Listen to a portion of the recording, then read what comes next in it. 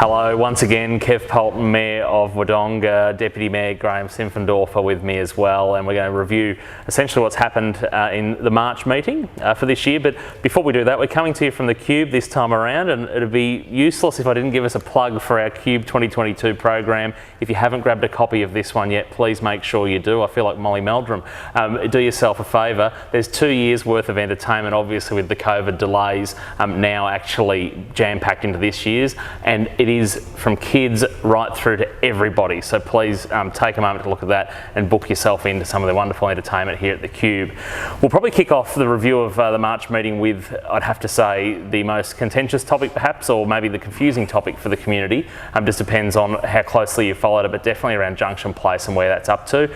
We had the support of 4 councillors to put a notice of motion forward to try to get us in the right area and feet under the table, and also not just with the community but also with Development Victoria, so we can start good genuine conversations formally now and be proactive and lean into making sure that we get a really good outcome there on the land at Junction Place. It's not discounting planning provisions being changed, it's just making sure we get the right ones on there for the right purpose and to protect that asset which the community have put a lot of effort in over the years to make sure the railway line was removed and to reimagine what a city heart could be for Wodonga, and we've already seen a taste of what that can be at its full potential, but we've got to keep working hard to make sure we don't lose sight of that. One of the other items we discussed was around a feasibility study. Officers recommended, Graeme, that we spend some more money on the feasibility in relation to our Senior Citizens Centre. Yeah, that's right. The feasibility study was passed as per the officers' recommendation for the Senior Citizens Centre, and also, good segue to the Senior Citizens celebration that are on right now.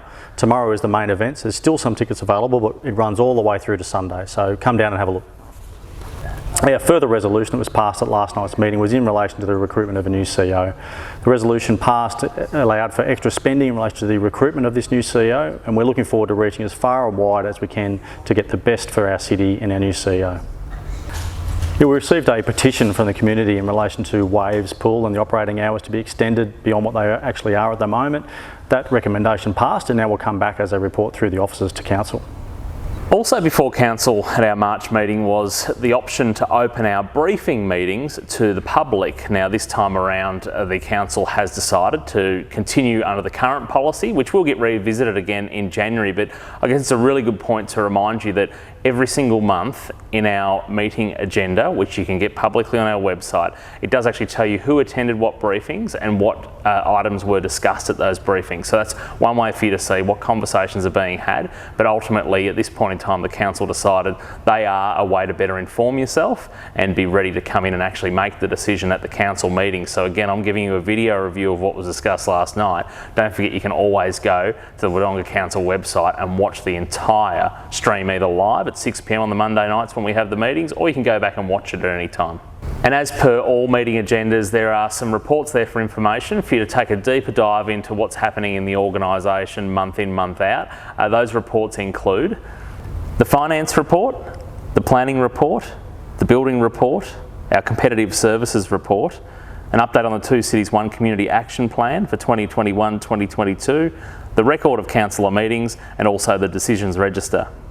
And Graeme, one last thing before we go, we probably should talk about the advocacy document which was passed by council at our March meeting as well. This essentially sets the things that we go forward as a council to pursue on behalf of our community, and there's a variety of different things in there that cover off things like a museum or improved sporting facilities for tennis and things like that. So if you haven't yet, have a look through the advocacy document. It will give you a snapshot of what our community are looking for. Did you have any highlights in it, Graeme?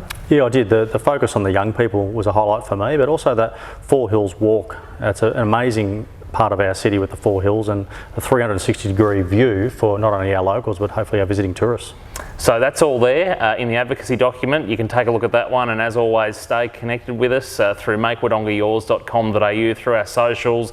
As always, you can find the councillors' contact details if you want to ask them a question or get an update. We're all accessible, all 7 of us, to you almost 24/7. So make sure you jump onto the website and find those details and ask any questions you have. But until next time, thanks.